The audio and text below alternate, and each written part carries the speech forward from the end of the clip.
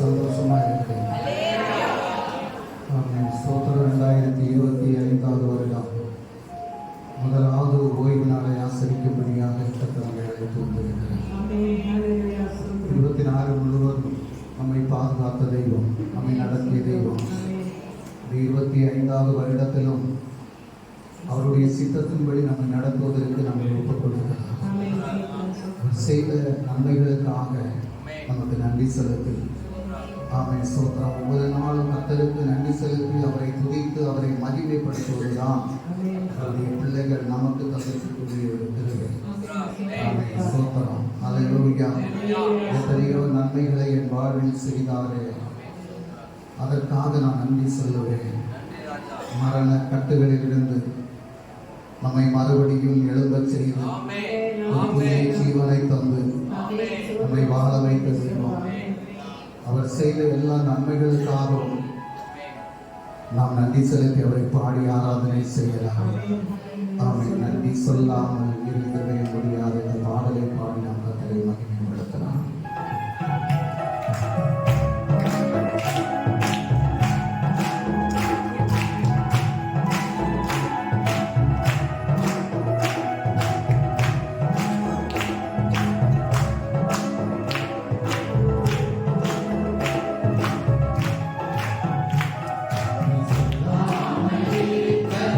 முடியாது, அவர் நன்மை செய்த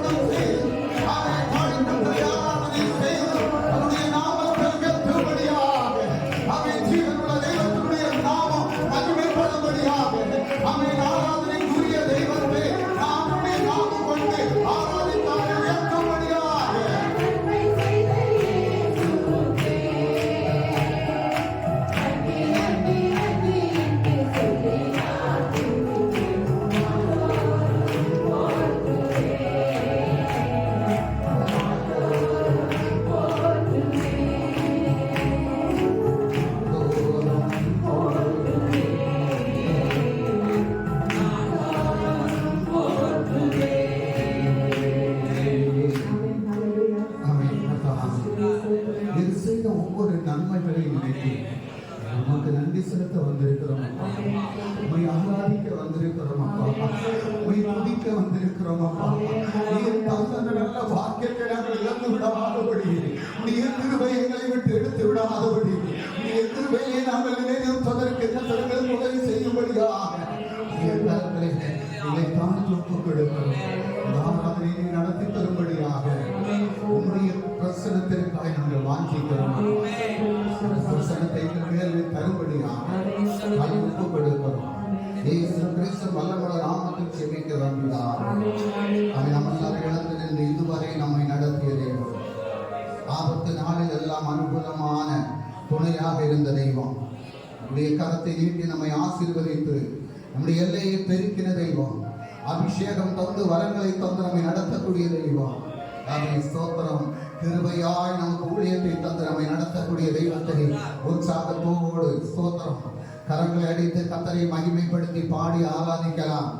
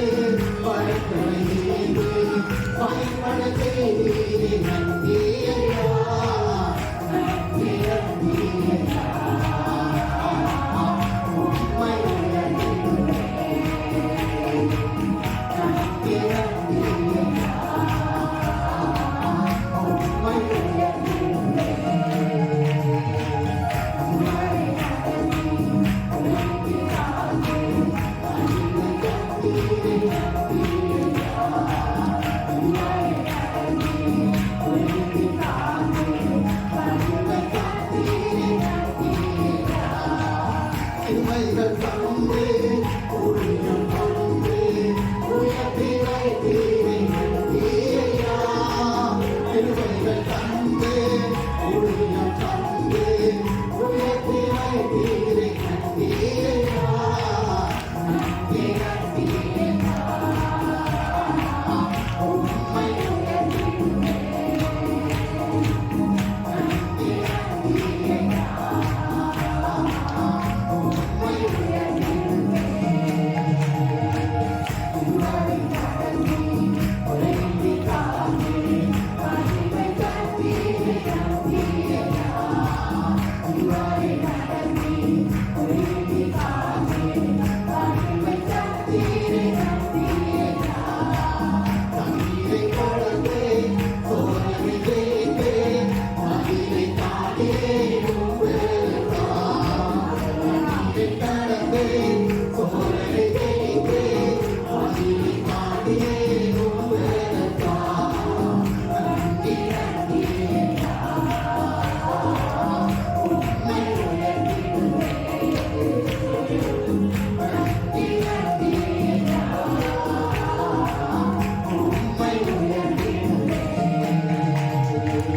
இதுவரை நடத்தி உறைந்தி காத்தே மகிமை தந்தீரே நன்றியையா. இதுவரை நடத்தி உறைந்தி காத்தே மகிமை தந்தீரே நன்றியையா. நன்றி நன்றியையா. உம்மை உயர்த்திடுமே. நன்றி நன்றியையா. உம்மை உயர்த்திடுமே.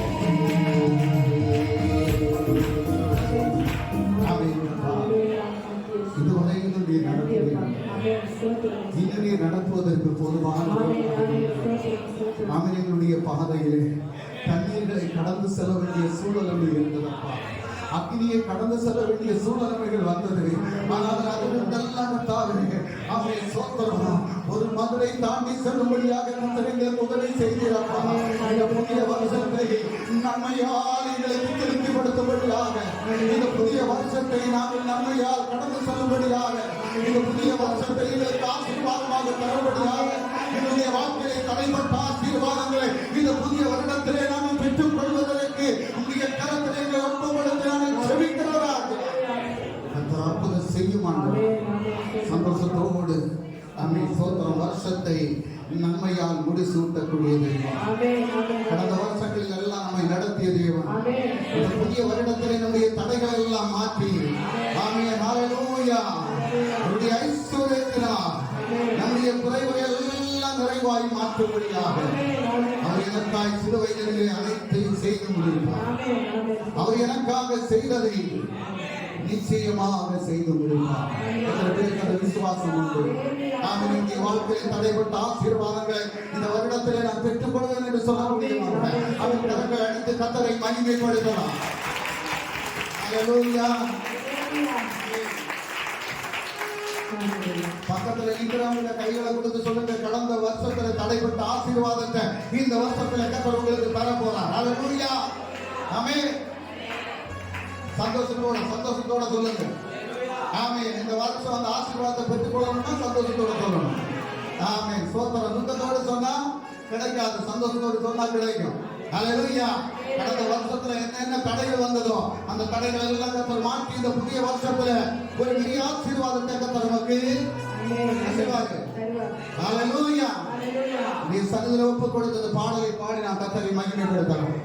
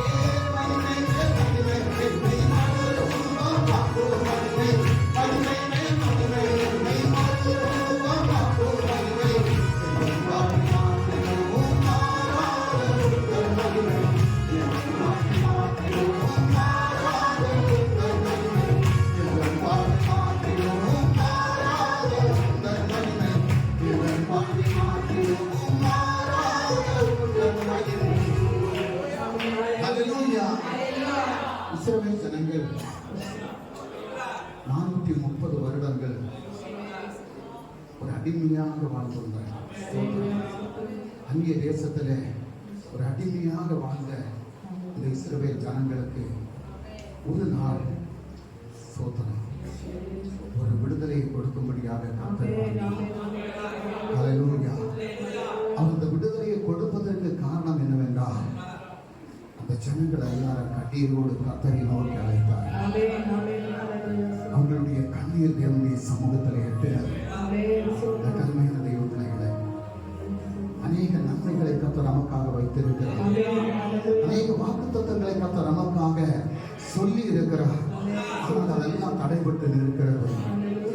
தடைப்பட்ட ஆசீர்வாதங்களை இந்த வருடத்திலே நமக்கு கர்த்தர் தருவேன். அவர் சொன்ன வார்த்தை இதுதான், உன்னுடைய வாயை நன்மையால் திருப்திப்படுத்துவேன்.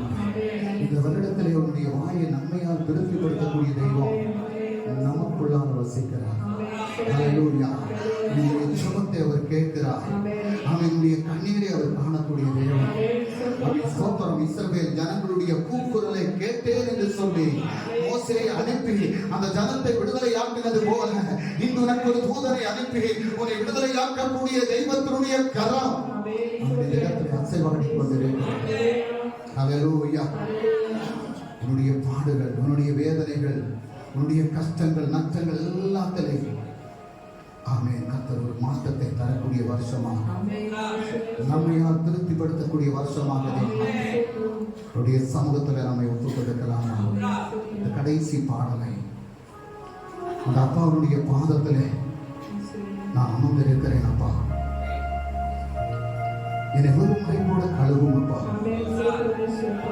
நான் ஒரு அழுக்கடைந்த பாத்திரமாக இருக்கிறேன், ஒன்று போதுமான ஒரு பாத்திரமாக இருக்கிறேன் அப்பா. மறுபடியும் என்னை வரைவதற்கு எப்போதுமான தேவனாக இருக்கிறேன். ஒரு குசவன் கையில் களிமண்ணு போல என்னுடைய கருத்திலே ஒப்புக் கொடுக்கிறேன். மறுபடியும் என்னை வரையும் ஆண்டவரே, மறுபடியும் என்னை உபயோகப்படுத்தும் அப்பா. மறுபடியும் நான் உமக்கு எழும்ப வேண்டும் அப்பா. மறுபடியும் என்னை நீ நடத்த வேண்டும் அப்பா. அதற்காக உன்னுடைய சமூகத்தை ஒப்புக் கொடுக்கிறேன் என்று சொல்லி, நான் செய்த தவறுகள், என்னுடைய பாவங்கள் அனைத்தையும் நீர் மன்னித்து உடைய இரத்தத்தால் ஒரு முறை கூட என்னை கழுக வேண்டும் என்று சொல்லி உடைய சமூகத்தை ஒப்புக் கொடுத்த பாடலை பாடி நாம் கர்த்தரை மகிமைப்படுத்தலாம்.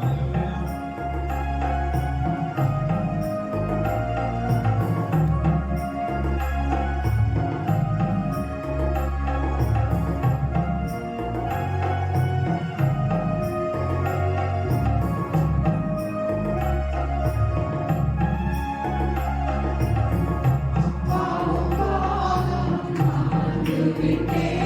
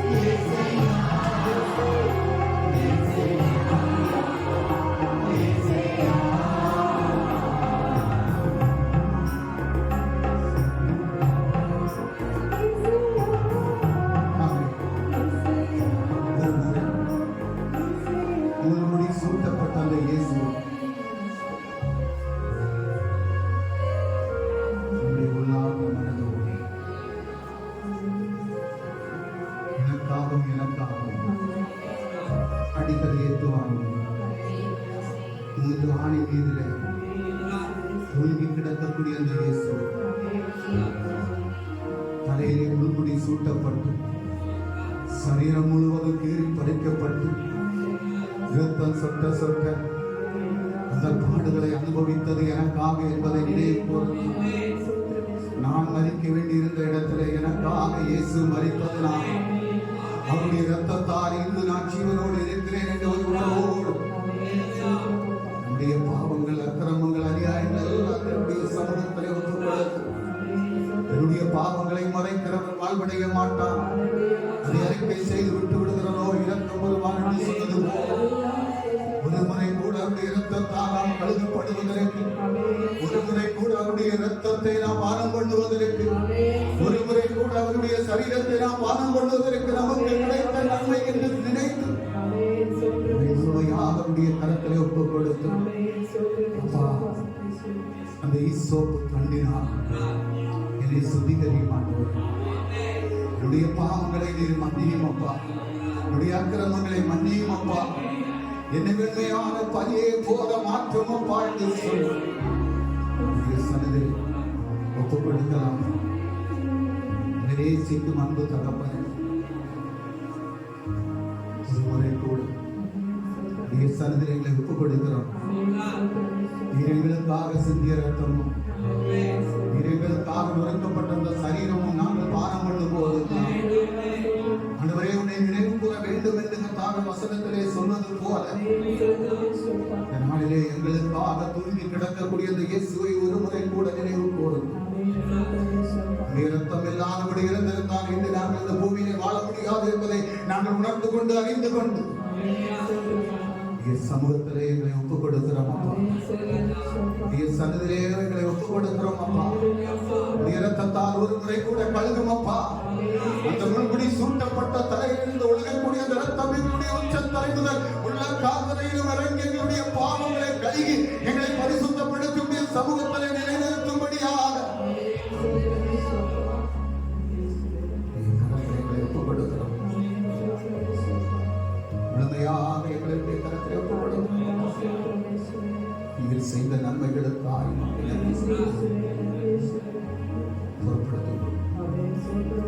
இயேசு கிறிஸ்து நல்ல நாமத்தை ஜெபிக்கிறோம். ஜீவனுடன் நல்ல பிதாவே. எல்லா தேவத்திலும் தேவ சமூகத்தில் உட்காரலாம்.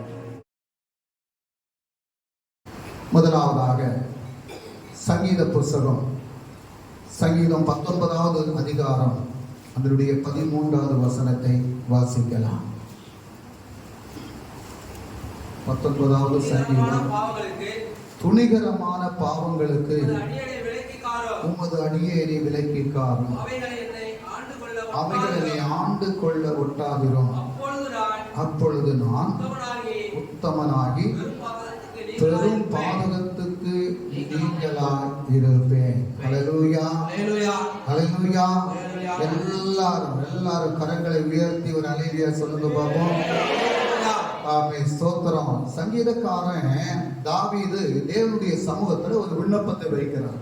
அவர் என்ன விண்ணப்பத்தை வைக்கிறார் அப்படின்னு சொன்னா, துணிகரமான பாவங்களுக்கு உமது அடியேனை விலக்கி காரும். ஸ்தோத்திரம். நம்ம பாவம் நிறைந்த உலகத்துல தான் நம்ம வாழ்றோம் இல்லையா? ஸ்தோத்திரம். நம்ம பரிசுத்தம் அடைய வேண்டும் என்று விரும்புவது அது வேற விதம். ஆனா நம்ம வாழ்றது எங்க வாழ்றோம்? பாவம் நிறைந்த உலகத்துல தான் வாழ்றோம். ஸ்தோத்திரம். இல்ல இந்த பாவம் நிறைந்த உலகத்துல நான் வாழல, எனக்கு வாழ விருப்பம் இல்லை அப்படின்னு சொன்னா நம்ம எங்க போயிருக்கணும்? ஆகாசத்துக்குள்ளால் தான் போயிருக்கணும். ஸ்தோத்திரம்.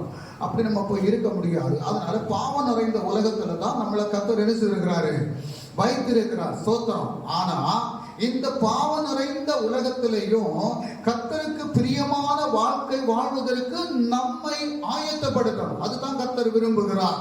நான் பரிசுத்தராக இருப்பது போல நீங்களும் பரிசுத்தமாக இருக்க வேண்டும் என்று நான் உங்களுக்கு சொல்லுகிறேன் அப்படின்னு சொல்லி வசனம் சொல்கிறேன். ஹல்லேலூயா. அப்போ தாவீது தன்னுடைய வாழ்க்கையில நிறைய தவறுகள் எல்லாம் செய்தார். ஸ்தோத்திரம். அப்படி தவறுகள் செய்த தாவீது ஆண்டவருடைய சமூகத்துல கேட்கிறாரு, இந்த பாவம் நிறைந்த உலகத்துல நான் வாழ்றேன் ஐயா, ஆனா இந்த பாவம் நிறைந்த உலகத்துல நான் வாழும்போது துணிகரமான பாவங்கள் நான் செய்யாதபடி வாழ்வதற்கு என்னை அதிலிருந்து விலக்கி காக்க வேண்டும் என்று. ஸ்தோத்திரம். துணிகரமான பாவம் அப்படின்னா என்ன?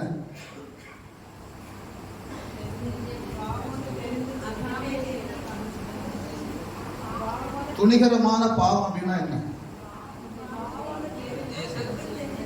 பாவம் என்று தெரிந்து செய்வது பாவம், அது துணிகரமான பாவம். இப்போ தாவீது செய்தது சாதாரண பாவமா துணிகரமான பாவமா? எப்படி சொல்றீங்க? எப்படி சொல்றீங்க துணிகரமான பாவம் அப்படின்னு சொல்லி?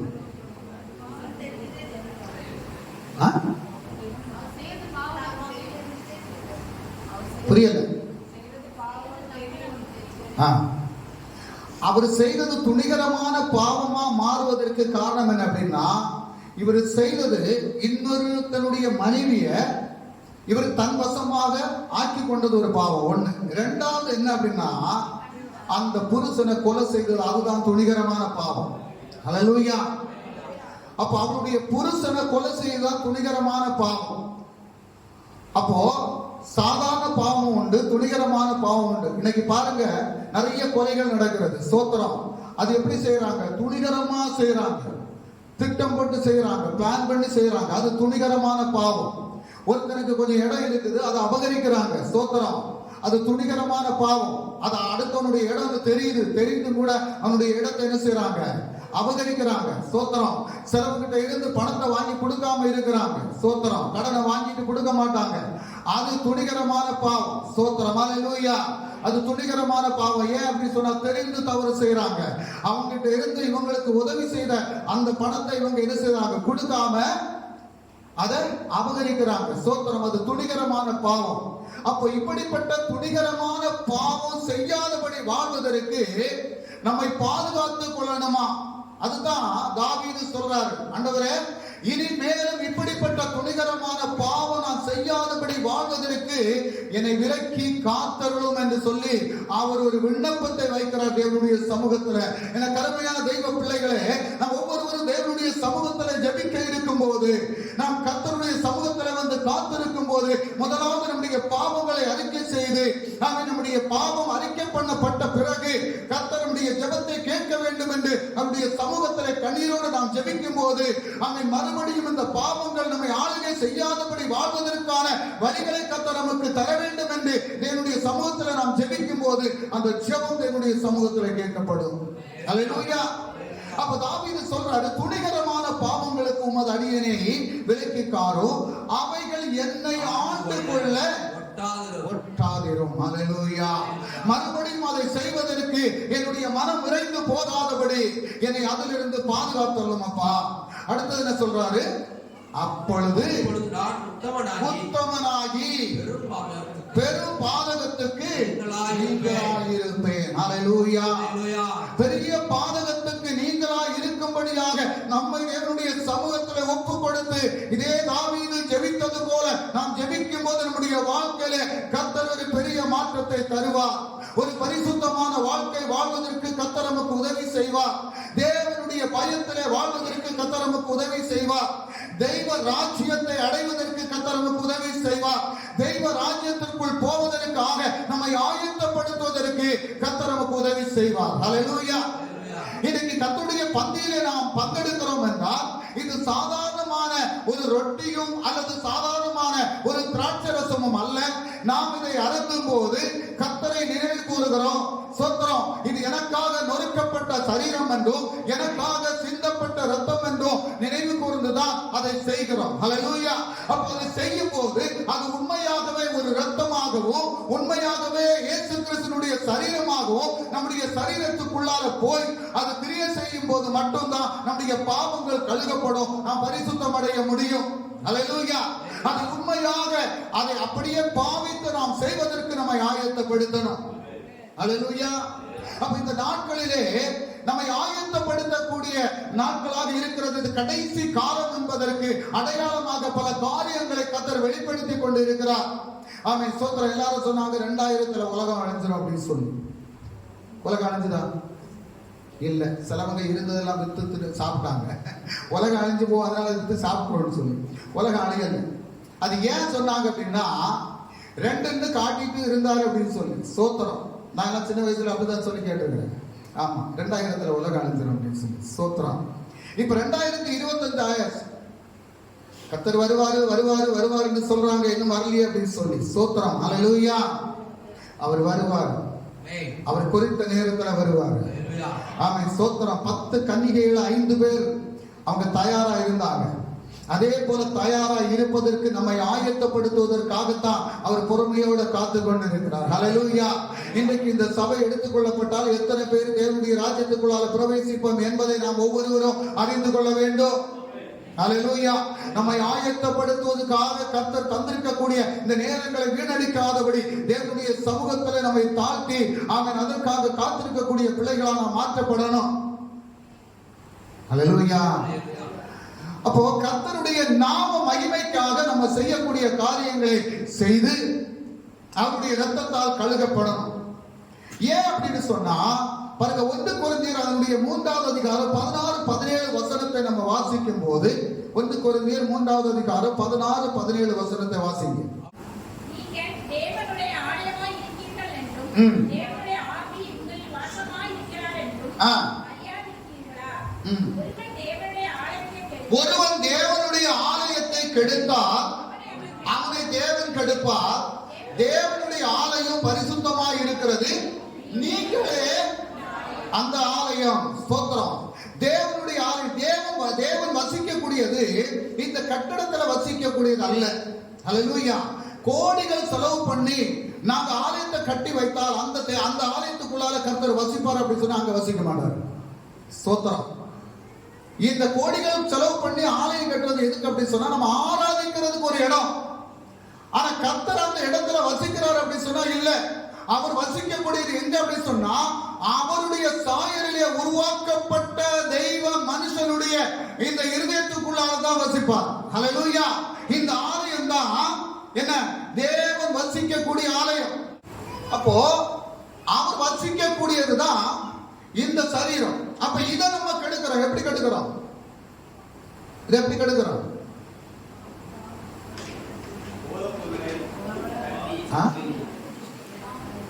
இந்த சரீரத்தை நம்ம எப்படி கெடுக்கிறோம்?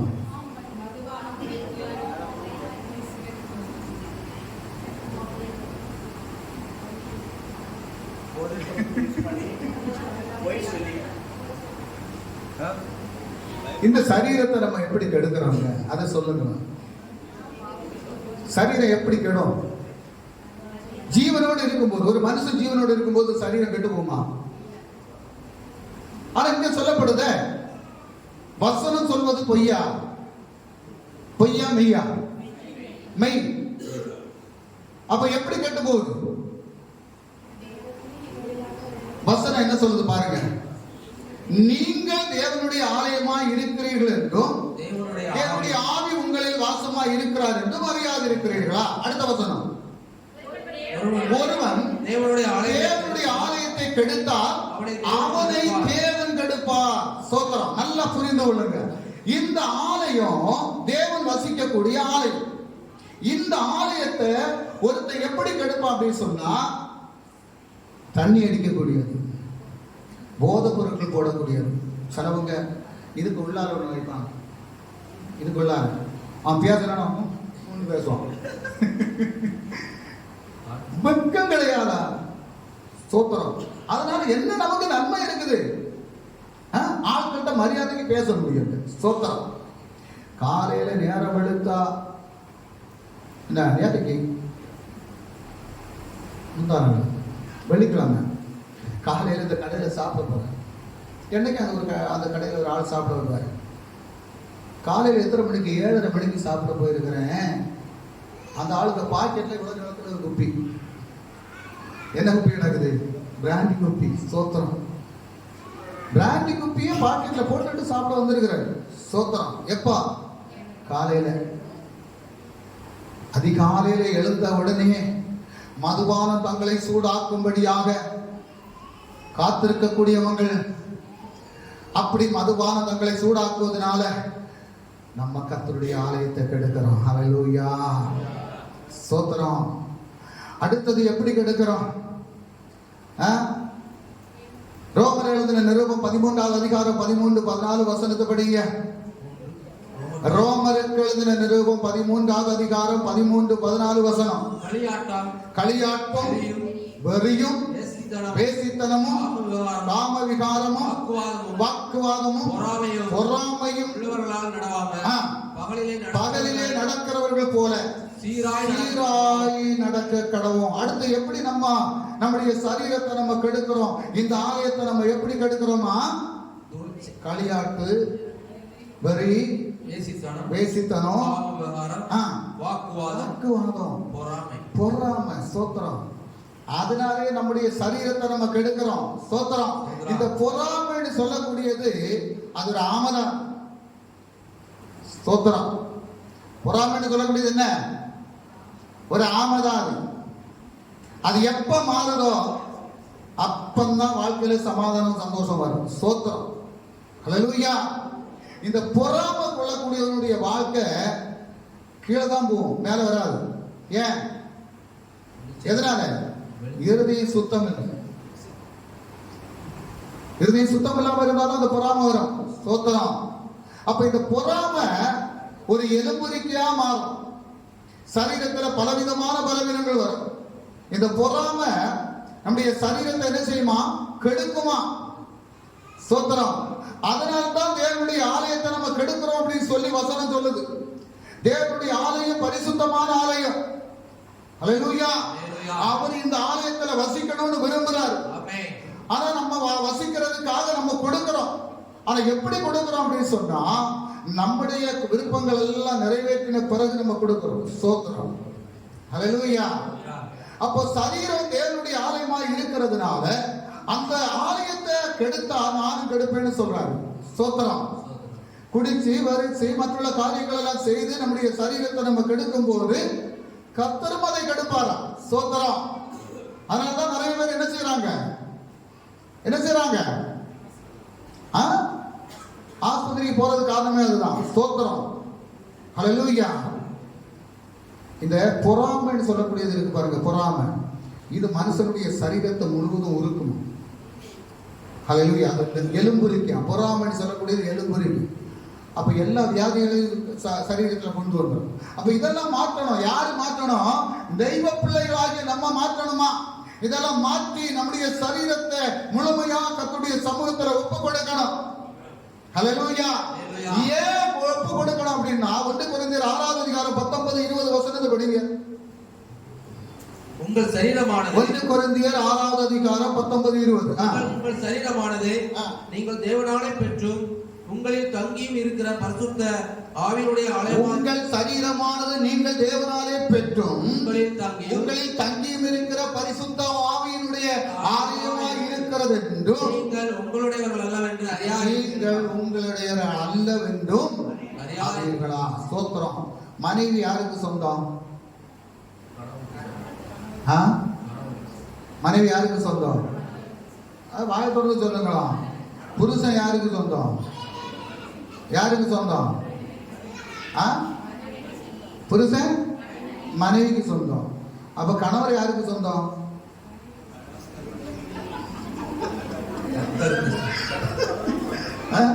புருஷன் மனைவிக்கு சொந்தமா? கணவர் யாருக்கு சொந்தம்னா கர்த்தருக்கு சொந்தமா? ஹல்லேலூயா. வசனம் சொல்லுது பாருங்க, என்ன சொல்லுது? நீங்கள் உங்களுடையவர் அல்ல வேண்டும். ஸ்தோத்திரம்.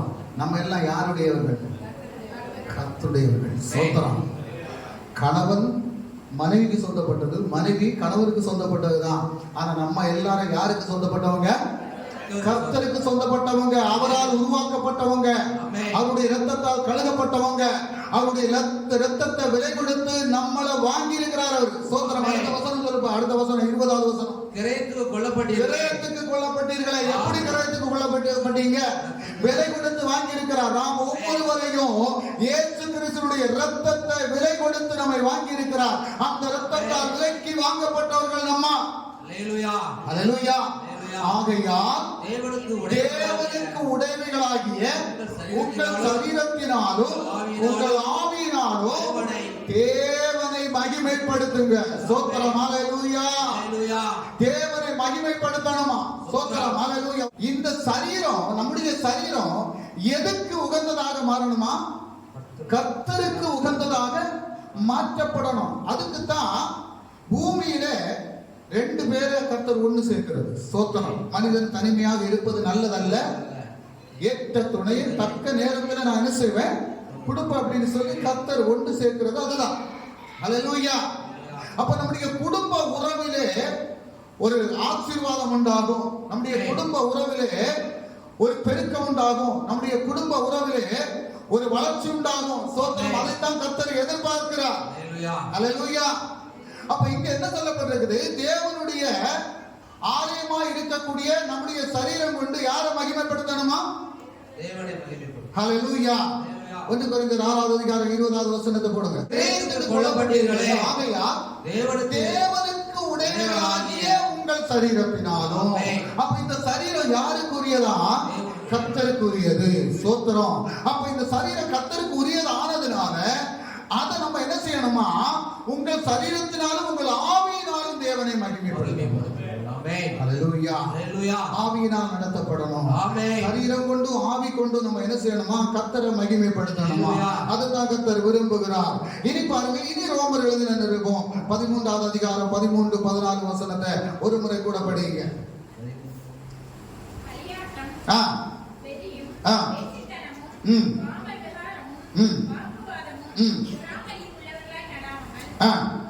பகலிலே நடக்கிறவர்கள் போல சீராய் நடக்க கடவோம். அடுத்தது, இச்சைகளுக்கு இடமாக உடலை பேணாமல் இருந்து கர்த்தராகிய இயேசு கிறிஸ்துவை தரித்துக் கொள்ளுங்கள். ஹல்லேலூயா. அப்ப இயேசு கிறிஸ்துவை நம்ம என்ன செய்யணுமா? சரீரத்தில் தரித்துக் கொள்ளணும். ஹல்லேலூயா. இயேசு கிறிஸ்துவை சரீரத்தில் நம்ம தரித்துக் கொள்ளணும். கிறிஸ்தவ பிள்ளைங்க எல்லாரும் இயேசு கிறிஸ்துவை சரீரத்தில் தரித்துக் கொள்ளக்கூடிய பிள்ளைகளா மாற்றப்படணும். அதுதான் கர்த்தர் விரும்புகிறார். எதுக்கு அப்படின்னு சொன்னா பாருங்க, கலாத்தியர் 1வது அதிகாரம் அதனுடைய 4வது வசனத்தை படிங்க. கலாத்தியர் 1:4.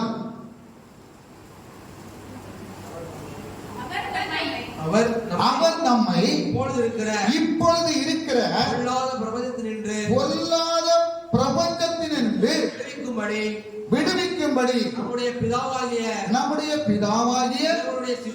தேவனுடைய சித்தத்தின்படியே நம்முடைய பாவங்களுக்காக நம்மை தாமே ஒப்பு கொடுத்தார்.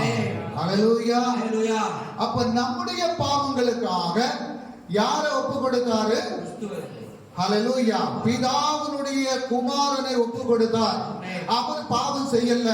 பாவம் செய்யாத ஒரு இரத்தம் இந்த பூமியிலே சிந்தப்பட்டது நிமித்தம் அந்த இரத்தத்தால் நாம் கழுகப்பட்டு நம்ம இன்றைக்கு தேவனுடைய சமூகத்தில் அவருடைய பிள்ளைகள் என்ற அந்த அதிகாரத்தை பெற்று தேவனுடைய சமூகத்தில் வந்து இருக்கிறோம். அவர் இரத்தம் சிந்தல அப்படின்னு சொன்னா இன்றைக்கு நம்ம எங்க இருப்போம்? எங்கேயோ இருப்போம். ஹalleluya. அவருடைய இரத்தம் நமக்காக சிந்தனதுனால தான் இன்றைக்கு நம்ம எல்லாரும் எங்க வந்து இருக்கிறோம்? சபைக்குள்ளால தேவனுடைய சமூகத்துல வந்து இருக்கிறோம். அவருடைய இரத்தத்தால நம்ம வீண்டெடுக்கப்பட்டிருக்கிறோம். நமக்காக ஒரு விலை கொடுத்திருக்கிறார். அதனால நம்முடைய ஆவி, ஆத்துமா, சரீரம் எல்லாம் கரைபிடிக்கப்படாதபடி கர்த்தருடைய சமூகத்துல நம்ம ஒப்பு கொடுக்கணுமா? ஹalleluya. இந்த பூமியில அவர் 33 வருட காலம் வாழ்ந்த நேரத்தில் அநேக அற்புதங்களை செய்தார், அதிசயங்களை செய்தார், அநேக வியாதியஸ்தர்களை குணப்படுத்தினார், முடந்தர்களை நடக்க வைத்தார், ஊமையனை பேச வைத்தார், செவிடனை கேட்க வைத்தார், குருடனுக்கு பார்வையை கொடுத்தார், மரித்தவனை உயிரோடு எழுப்பினார். ஆனா அதெல்லாத்தையும் தாண்டி ஒரு காரியத்தை இயேசு செய்தாருன்னா அது உனக்கும் எனக்காகவும் கல்வாரி சிலுவையிலே அவர் சிந்தி அந்த இரத்த துளிகள், ஹalleluya, கடைசி துள்ளி இரத்தம் வரைக்கும் நமக்கு ஊற்றி தந்த அந்த அன்பு தான் இன்றைக்கு நம்மை தேவனுடைய சமூகத்தில் கொண்டு வைத்திருக்க கூடியது. ஹalleluya. அதுதான் கிறிஸ்தவ பிள்ளைகளுக்கு உள்ளால இருக்கக்கூடிய அந்த ஐக்கியம். ஹalleluya, ஹalleluya, ஸ்தோத்திரம். அப்ப இயேசு கிறிஸ்துவுடைய இரத்தம் சகல பாவங்களையும் போக்கக்கூடிய இரத்தம். அந்த இரத்தத்தால் நம்ம கழுகப்படணும். அந்த இரத்தத்தால் கழுகப்பட்டது நிமித்தம் தான் இன்றைக்கு நம்ம தேவனுடைய சமூகத்துல அவருடைய சரீரத்தையும் அவருடைய இரத்தத்தையும் பானம் பண்ணும்படியாக தேவனுடைய சமூகத்துல வந்திருக்கிறோம். ஹalleluya. பாருங்க, யோவான் எழுதின சுவிசேஷம் அதனுடைய 6வது அதிகாரம். யோவான் எழுதின சுவிசேஷம் 6வது அதிகாரம் என்னுடைய 48 முதல் 58 வரை உள்ள வசனத்தை நம்ம வாசிக்கும் போது அதுல எழுதப்பட்டிருக்கக்கூடிய சில முக்கியமான வசனங்கள், சில முக்கியமான வசனங்கள் நீங்க நல்லா கேட்கணும். இந்த வசனங்களை நல்லா கேட்கணும். வசனம் சொல்லுது, 48வது வசனம் சொல்லுது, ஜீவ அப்பம் நானே. இது என்னவா? இது ஜீவன் உள்ளது. ஸ்தோத்திரம். இது இப்ப மனுஷனால் செய்யப்பட்டு கொண்டு வச்சிருக்குது. இது ஸ்தோத்திரம். ஹalleluya. அது என்னத்தை சேர்த்து செஞ்சாங்கன்னு தெரியாது. ஆனா நம்ம இதை அருந்தும் போது இது ஜீவன் உள்ளது என்ற உணர்வோடு நம்ம இதை அருந்தணும். ஸ்தோத்திரம். அப்ப ஜீவன் உள்ள அப்பம் யாரு? ஜீவ அப்பம் நானே. உங்கள் பிதாக்கள் வனாந்தரத்திலே மன்னாவை புசித்திருந்தும் மரித்தார்கள். ஹalleluya. யார் மரித்தா? இஸ்ரவேல் ஜனங்கள் மன்னாவை புசித்தும் அவங்க மரித்தாங்க. இதிலே புசிக்கிறவன் மரியாமல் இருக்கும்படி வானத்திலிருந்து இறங்கிற அப்பம் இதுவே. ஹalleluya. அடுத்த வசனம் சொல்லுது, நானே வானத்திலிருந்து இறங்கின ஜீவ அப்பம், இந்த அப்பத்தை புசிக்கிறவன் என்றென்றைக்கும் பிழைப்பான். ஹalleluya. நிறைய பேர் ஞானஸ்நானம் பெற்றிருக்கிறாங்க, இதுல பங்கெடுக்கிறது கிடையாது. ஸ்தோத்திரம். ஹalleluya. ஏன் பங்கெடுக்கிறது கிடையாது அப்படின்னு சொன்னா அவங்களுக்குள்ளார ஒரு குற்ற உணர்வு. ஸ்தோத்திரம். அந்த குற்ற உணர்வு இருக்கிறதுனால தான் இதுல பங்கெடுக்காதபடி மாறி மாறி போறது. ஸ்தோத்திரம். இங்க சொல்லப்படுது, நானே வானத்திலிருந்து இறங்கின ஜீவ அப்பம், இந்த அப்பத்தை புசிக்கிறவன் என்றென்றைக்கும் பிழைப்பான். நான் கொடுக்கும் அப்பம் உலகத்தின் ஜீவனுக்காக நான் கொடுக்கும் என் மாம்சமே என்றார். ஹalleluya. அவருடைய மாம்சத்தை தான் நமக்கு கொடுக்கிறார். நீங்க அதை புரிந்து கொள்ளணும். ஸ்தோத்திரம். நிறைய பேர் புரியாதபடி இதுல பங்கெடுக்கிறாங்க. அடுத்த வசனம் சொல்லுது பாருங்க, அப்பொழுது யூதர்கள் தன்னுடைய மாம்சத்தை எப்படி நமக்கு புசிக்க கொடுப்பான் என்று தங்களுக்குள்ளே வாக்குவாதம் பண்ணினார்கள். அதுக்கு இயேசு சொல்றார் பாருங்க, இயேசு அவர்களை நோக்கி, நீங்கள் மனுஷகுமாரனுடைய மாம்சத்தை புசியாமலும் அவருடைய இரத்தத்தை பானம் பண்ணாமலும் இருந்தால் உங்களுக்குள்ளே ஜீவன் இல்லை என்று மெய்யாகவே உங்களுக்கு சொல்கிறேன். ஹalleluya. அப்போ இதுல நீங்க பங்கெடுக்கல அப்படி சொன்னா உங்களுக்குள்ளால என்ன இல்ல? ஜீவன் இல்ல. அடுத்த வசனம், என் மாம்சத்தை புசித்து என் இரத்தத்தை பானம் பண்ணுகிறவனுக்கு நித்திய ஜீவன் உண்டு. இதுல பங்கெடுக்க கூடியவனுக்கு தான் நித்திய ஜீவன். கிறிஸ்தவனா இருக்கிறதுனால நித்திய ஜீவன் இல்ல. கிறிஸ்தவன் பேர் எழுதப்பட்ட ரட்சிக்கப்பட்டால் நித்திய ஜீவன் அல்ல. ஸ்தோத்திரம். கிறிஸ்தவ கோயிலுக்கு போறதுனால நித்திய ஜீவன் இல்ல. இதுல பங்கெடுக்கக்கூடியவனுக்கு மட்டும்தான் நித்திய ஜீவன். நான் அவரை கடைசி நாளிலே எழுப்புவேன். சத்தம் கேட்கும் போது ஆமென், அவர் வரும்போது மறுபடியும் எழுப்புவேன்னு சொன்னார் அப்படின்னு சொன்னா அல்லேலூயா, இதில் பங்கெடுத்தவர்கள் மட்டும்தான் எழுப்பப்படுவார்கள். அதுக்கு தான் இதுல பங்கெடுக்கிறோம். ஸ்தோத்திரம். அப்ப இதை உணர்ந்து நம்ம பங்கெடுக்கணும், புரிந்து கொள்ளணும். இது எதற்காக நம்ம செய்கிறோம் அப்படின்றத தெளிவா புரிந்து கொண்டு இதை எடுக்கணும். அப்படி சொன்னா நம்ம என்ன செய்யக்கூடாது. இது சரீரம், தேவனுடைய சரீரத்தையும் அவருடைய ரத்தத்தையும் நம்ம பானம் பண்ணும்போது அது நம்முடைய சரீரத்துல வந்து கலக்குது. நம்முடைய சரீரத்துல வந்து கலக்கும் போது நம்முடைய சரீரம் என்ன செய்யுது? நம்முடைய சரீரம், ஆவி, ஆத்மா எல்லாம் பரிசுத்தம் அடையுது. ஸ்தோத்திரம். அப்ப அவருடைய ரத்தத்தை நம்ம பானம் பண்ணுகிறது நிமித்தம் நம்முடைய ஆவி, ஆத்மா, சரீரம் எல்லாம் பரிசுத்தம் அடைந்து தேவனுக்கு உகந்ததாக மாற்றப்படுகிறது. அப்ப தேவனுக்கு உகந்ததாக மாற்றப்படக்கூடிய இந்த பரிசுத்தமான இரத்தத்திலையும் இந்த சரீரத்திலையும் பானம் பண்ணுவதற்கு நம்மை ஆயத்தப்படுத்திக் கொள்ளணும். பாருங்க, என் மாம்சம் மெய்யான போஜனமாய் இருக்கிறது, என் ரத்தம் மெய்யான பானமாய் இருக்கிறது. என் மாம்சத்தை புசித்து என் ரத்தத்தை பானம் பண்ணுகிறவன் என்னிலே நிலைத்திருக்கிறான், நானும் அவனிலே நிலைத்திருக்கிறேன். ஹல்லேலூயா. அப்ப இதை சாப்பிடும் போது நம்ம யார்ல நிலைத்திருக்கிறோமா? இயேசுவில் நிலைத்திருக்கிறோம். ஹல்லேலூயா. ஜீவனுள்ள பிதா என்னை அனுப்பினது போலவும் நான் பிதாவினால் பிழைத்திருக்கிறது போலவும் என்னை புசிக்கிறவனும் என்னாலே பிழைப்பான். வானத்திலிருந்து இறங்கின அப்பம் இதுவே, இது உங்கள் பிதாக்கள் புசித்த மன்னாவை போலல்ல, அவர்கள் மரித்தார்களே. இந்த அப்பத்தை புசிக்கிறவனும் பிழைப்பான். ஹல்லேலூயா, ஹல்லேலூயா. இந்த அப்பத்தை புசிக்கிறவன் என்றென்றைக்கும் பிழைப்பான். அதனால தான் இந்த சரீரத்தையும் இந்த ரத்தத்தையும் பானம் பண்ணுவதற்கு நம்மை ஆயத்தப்படுத்திக் கொள்வதற்கு நம்முடைய பாவங்களை தெய்வ சமூகத்தில் அறிக்கை செய்யணும். 1 யோவான் 1:7 வசனத்தை வாசிக்கலாம். 1 யோவான் 1வது அதிகாரம் 7வது வசனத்தை வாசிக்கலாம். 1 யோவான் 1வது அதிகாரம் 7வது வசனம்.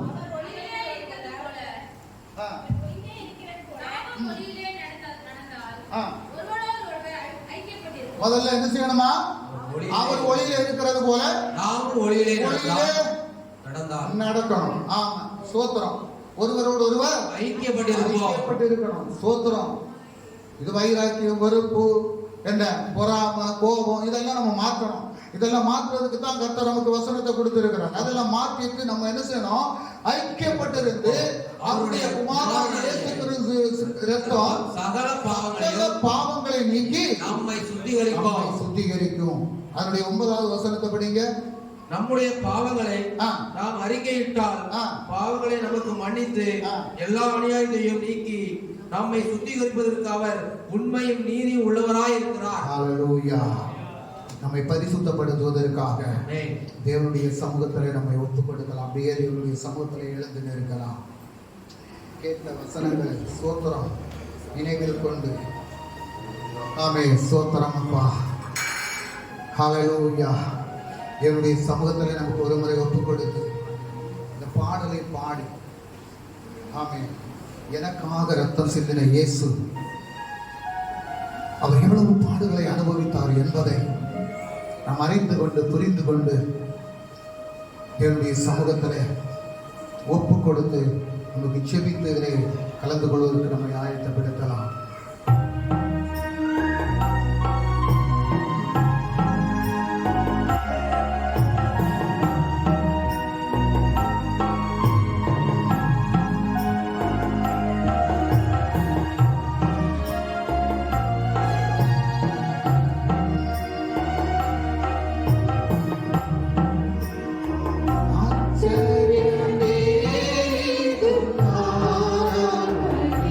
Thank you.